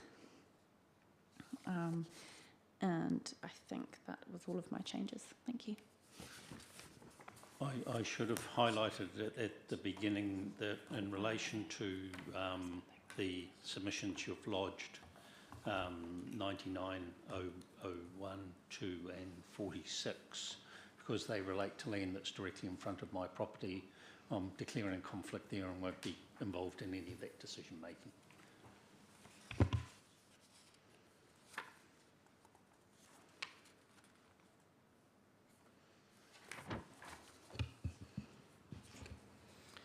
Thanks, Joe. With regards to settlement zones, that sounds more or less what we were asking for, so I think that's going to be a good outcome. We'll, obviously review it in detail, but from what you've said, that sounds practical. Can I just ask you, Ben, do you have an overall plan for this development as yet, or is that in the process? Are you talking about the land between Reby Road and the State Highway? No, nothing at this stage. Along Reby Road, there's some land that's already consented for subdivision into 2 hectare blocks. That's already consented and the first stage is done. But for between there and the highway, no, nothing that's in progress for design at this stage. It was more in regards to the proportion that's already smaller lifestyle type sections in that area. Yes, and so zoning to continue that in that area with effectively the roads would then be the boundaries of that lifestyle area rather than a line across the middle. Yes, that's right.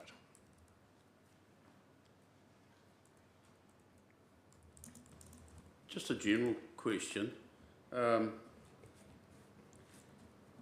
Do we have enough subdividable land that's being proposed? We have to ask ourselves, committee has to ask itself, what do we zone as subdividable? What's your opinion, seeing that you're in the business? So based on the feedback that I have from clients, the general public, land agents who I'm generally dealing with pretty frequently, is that over the last 5-10 years there's a definite shortage of developable land around Gore. I know a number of people personally that have built on lifestyle blocks because there was nothing smaller and closer to town available that they considered suitable. That's a good point. So, lifestyle blocks, there's a suggestion in the draft plan that be increased to 8 hectares. And that's a significant change. There is some, subdivision, rural residential blocks where the area would be 2 hectares. Would you consider that would actually, people might migrate from a farm situation to those blocks? Potentially. Yeah. I know a lot of retiring farmers will often prefer to maintain a lifestyle with some land, some open space around their house. They don't want to make an instant change from a farm to a complete residential environment. And I think it's also important to provide for farmers that want to retire but also stay on the land close to family, and so providing for, say, subdividing an existing farmhouse with a smaller area for that to be on a separate title from the rest of the farm. I'm seeing Gore becoming a retirement town in some respects, particularly as we all age, and farmers, like everybody else, have to admit that they're ageing. So I would wonder that rural lifestyle blocks, rural residential blocks of 2 hectares or 1 hectare would become, more so in demand, I would think. Your opinion? Yes, no, maybe? Yeah, I think from my observation, it would appear that it is entirely a lifestyle, without conflating the word lifestyle choice of the individual farmer as to whether they would be seeking to live a bit closer to the former working place or working farm, or whether they would in fact elect to migrate potentially closer to the township and then find themselves situated in a formal zoning for lifestyle. And I guess the question that I might ask of Ben, with some irony, is that whether there's any zonings that you can think of for when we're talking about developable land, of course, is that developable in a residential sense, or are you both talking within the rural sense only? Right, yes.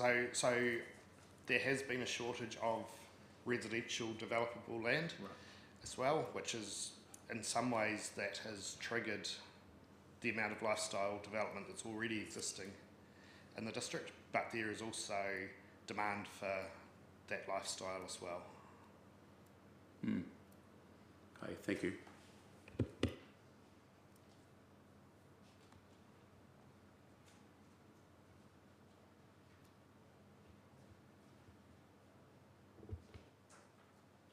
Any further questions?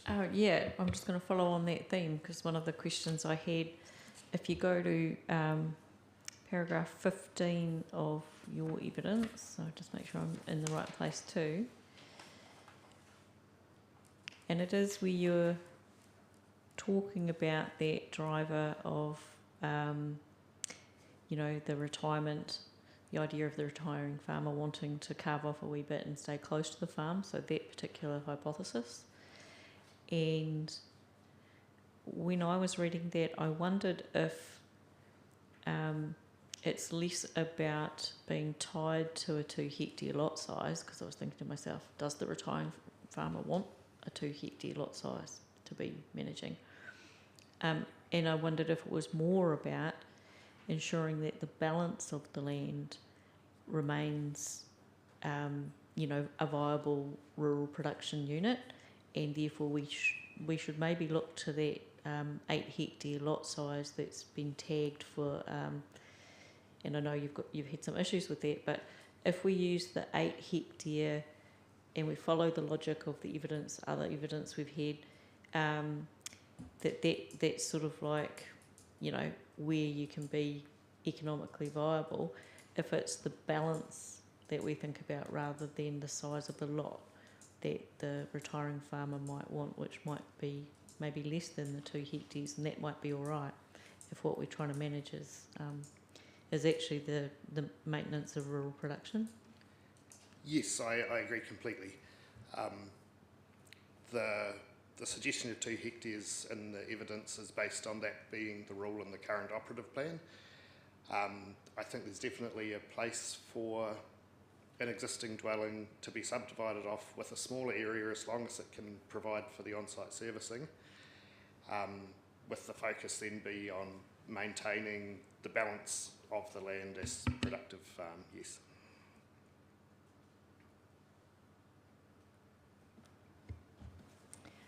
So then the trigger would be if potentially the threshold for what was, you know, might ping you up into a different consenting pathway, might be whether the proposed subdivision pulls the balance down below 8 hectares, like craft it along those lines. Yes. Yeah.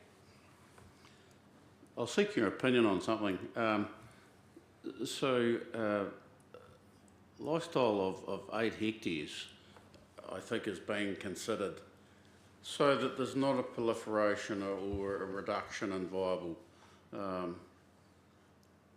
farms. It's to discourage, you know, lots of subdivision. From your experience, have you seen or would you see somebody then leasing back in perpetuity to somebody? So in effect that 8 hectares actually doesn't do anything. I think that's quite a likely outcome.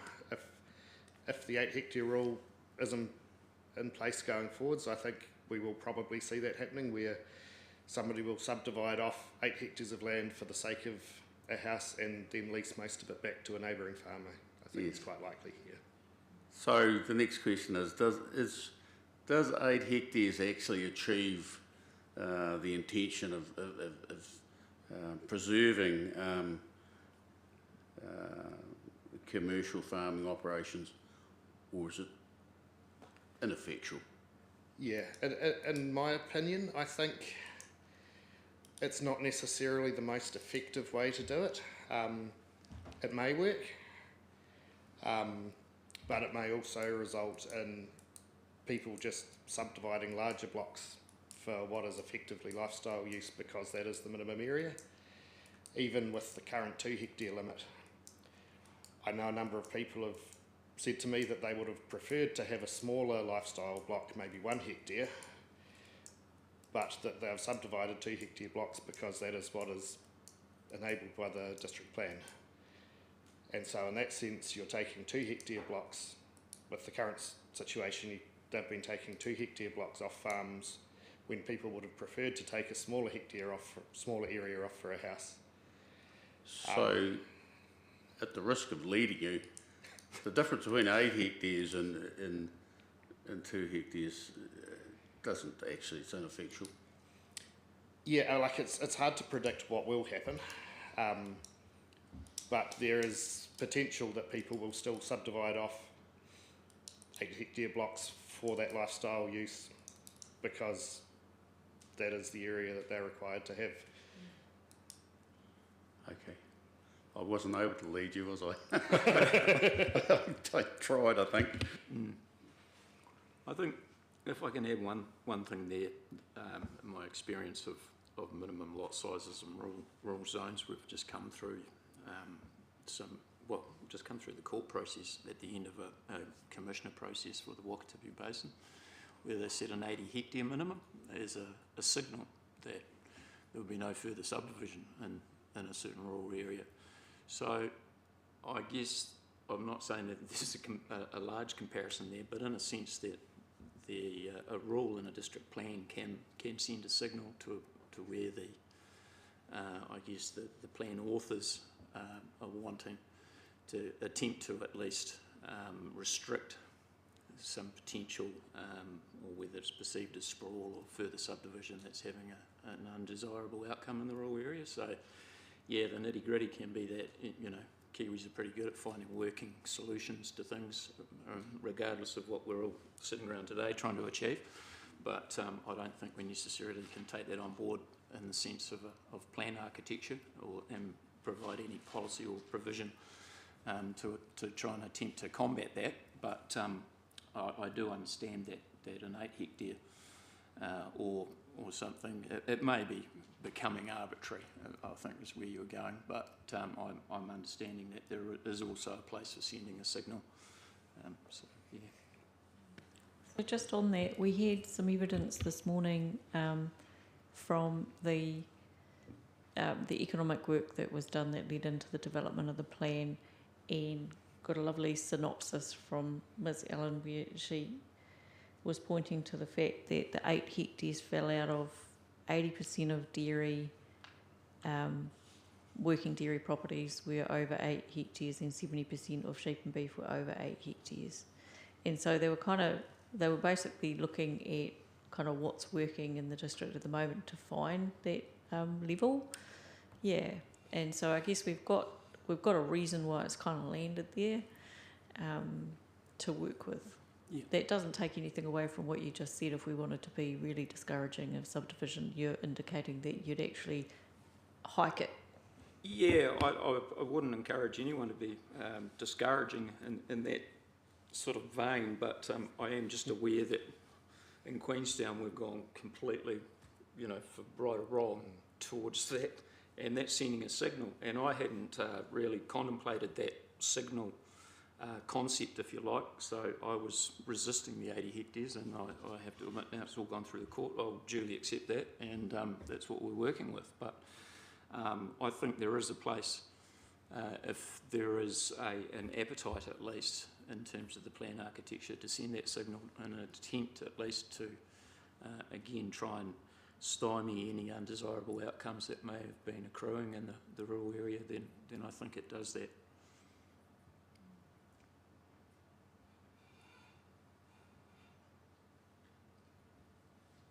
So I've got one that you weren't here for the discussion, but it was a lead-out question in discussion with the Section 42A officer, because it's the Clark Fortune submission that's referencing in relation to GRUZR5 concerns around exotic forestry and wanting exotic forestry to be a discretionary activity. And so Ms Skews has talked us through some of the changes that she's made to that rule, where if the woodlot is over 1 hectare, it goes into a discretionary status. So, and she's captured in that rule the kind of carbon forestry type. What we didn't know from your submission was what were the drivers behind that point in your submission, because that's really important for us to understand and think about in terms of the scope of your submission and what it enables us to do. Right. Yeah, so it was really just a general concern with the situation. We've seen a number of places where quite productive farmland in terms of food production has gone into commercial forestry, and especially the likes of carbon credit forestry. And my understanding of the purpose of the likes of the NPS HPL is to maintain that land as a source of food production. And so it was really just a concern that being too enabling of exotic forestry can actually result in loss of land from food production, when the intent is really to keep that land in production. And so you've been really specific just now and in your submission around exotic forestry versus, say, indigenous forestry for the same purpose. Can you expand on why that difference? I guess the indigenous native forestry has more environmental and natural value in its own right than a commercial plantation, especially one that's just being grown for carbon credits, in my opinion.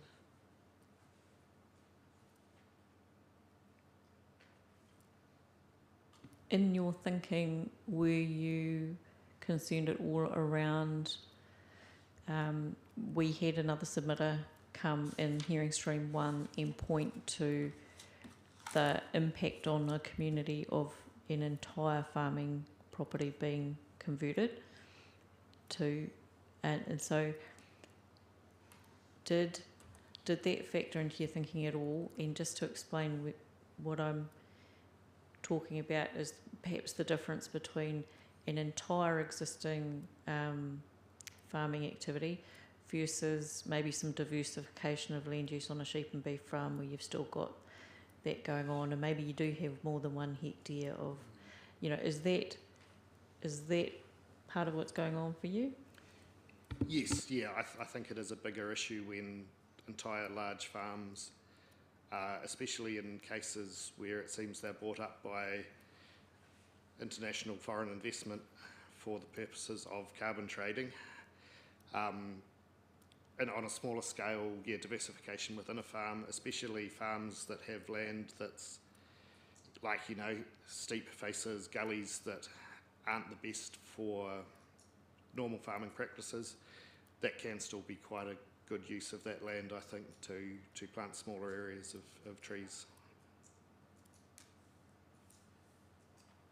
So one is specifically more desirable than the other? I would think so, yes. And that's because in one example, the rural production, food production element is retained? Yes. And other than the loss of productive farmland, do you have other concerns with the carbon forestry approach? I think there's probably, as far as types of trees with significant wilding issues, there are probably sufficient mechanisms in place to control those, but I wouldn't claim to be an expert in that regard. Are the social impacts of the larger carbon farming of concern to you? Yes, to some degree. I think there can be issues where a large area of carbon farming can split up. Say situations where you've got a community of farms all together. The owners, the farmers often work together, cooperate to achieve things. and if you suddenly have a large block of commercially owned forestry breaking up that community, it can be an issue.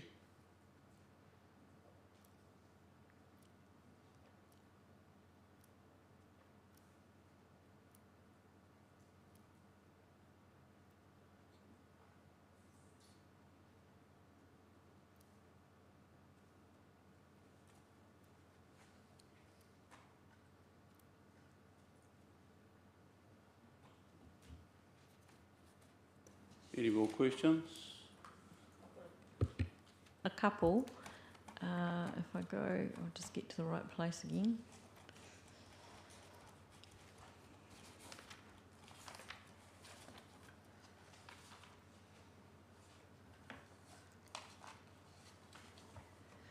I was wondering why in your paragraph 59, where you're thinking about the settlement zone and understanding that you've heard from the Section 42A officer what she's done with those, but I was actually just interested in where your 1.5 metre and 4 metre recommendations come from.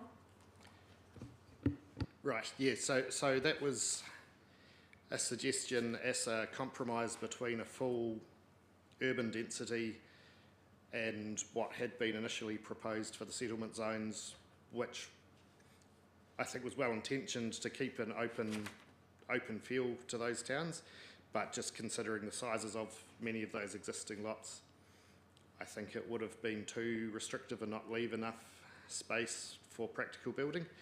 And so I've suggested those setbacks essentially as a compromise between an urban density and more of a lifestyle. So it still maintains a little more open space around buildings than a normal residential zone would, but it's also reduced to be more practical for building on the sites. Do you see much pressure for subdivision in the rural townships, Pukerau, Mandeville, Waikaka? Not a lot. We've done a few subdivisions around Waikaka in the last couple of years.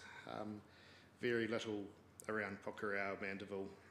It's more a case, I think, of providing for people to use the existing sites that are already there.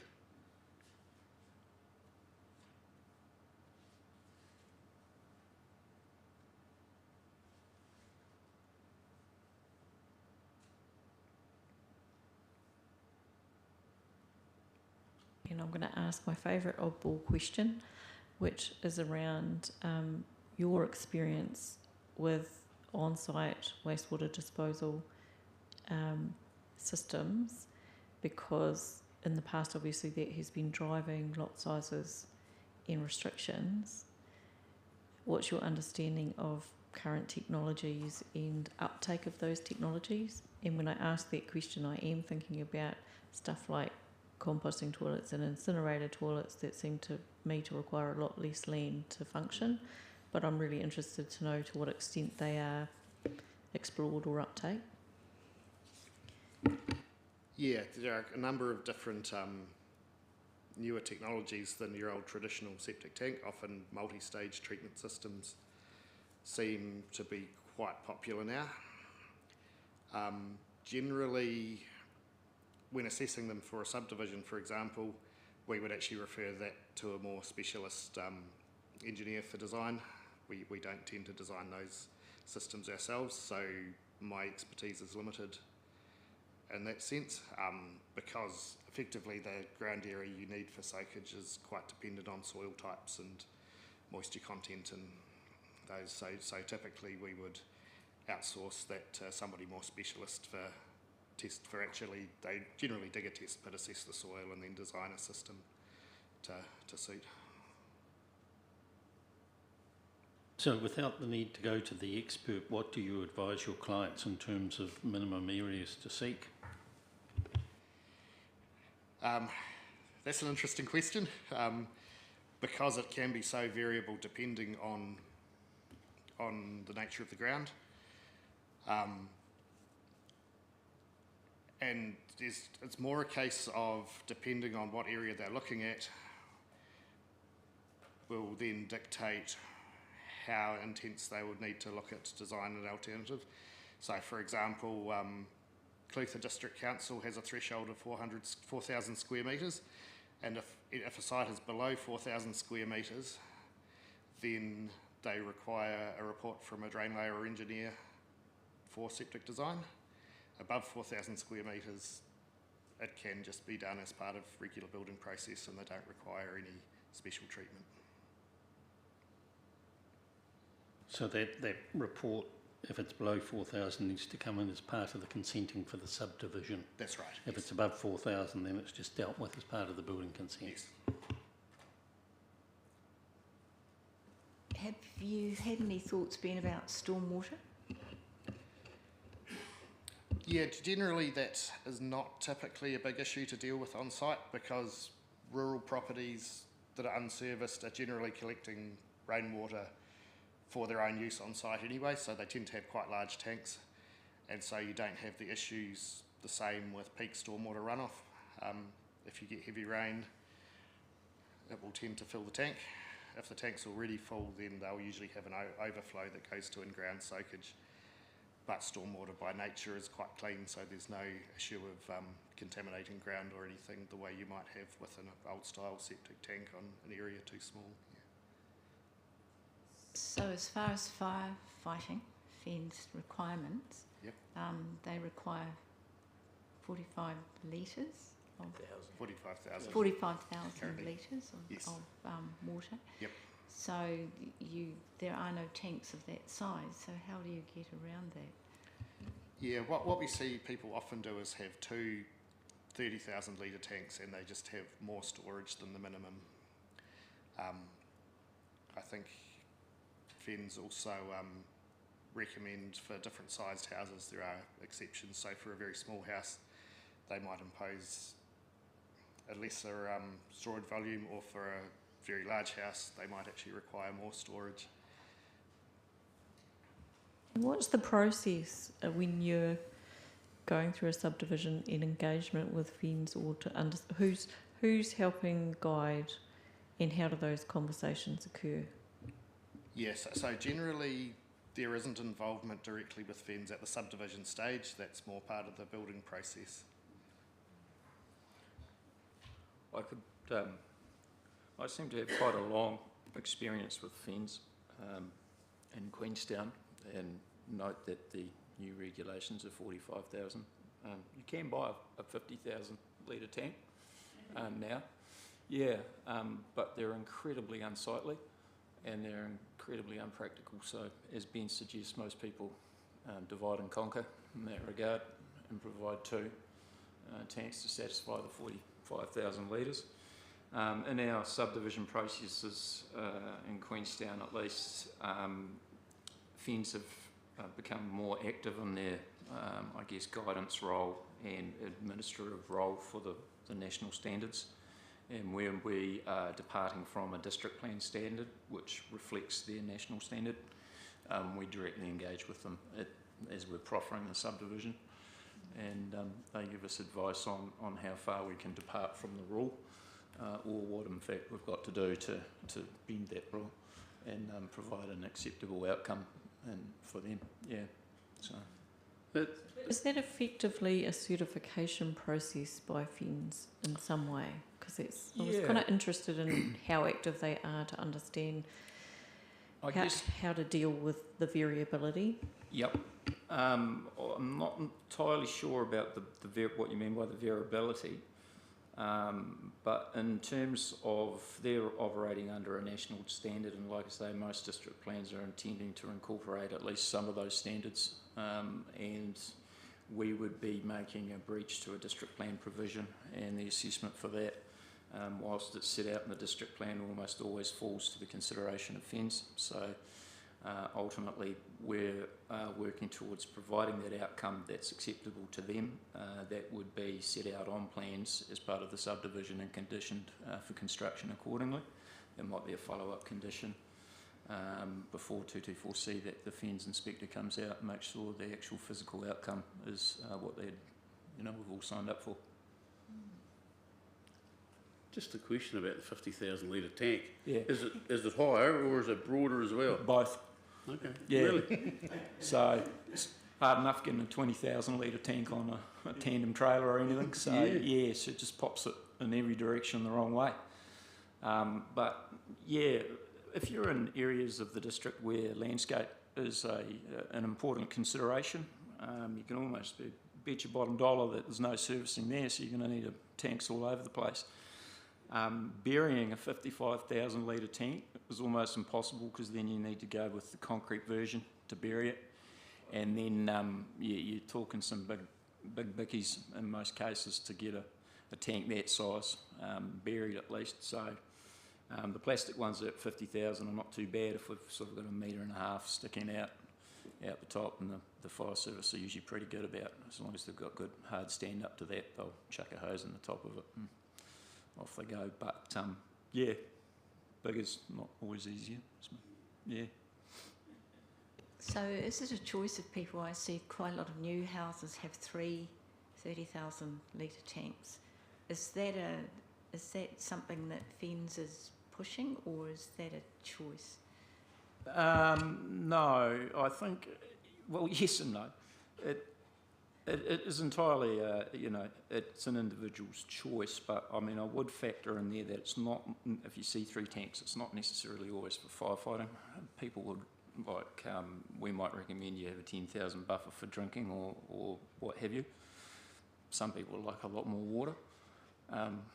And they might go, oh, no, actually we want one for a bit of gardening too, and I want the peonies to die in a dry patch. So, but in saying that, as long as the outcome achieves the regulations for FENZ, then they've got no particular, set process on how you're going to do it. As long as it does the job when they turn up to put the fire out, put your house out, then, happy days.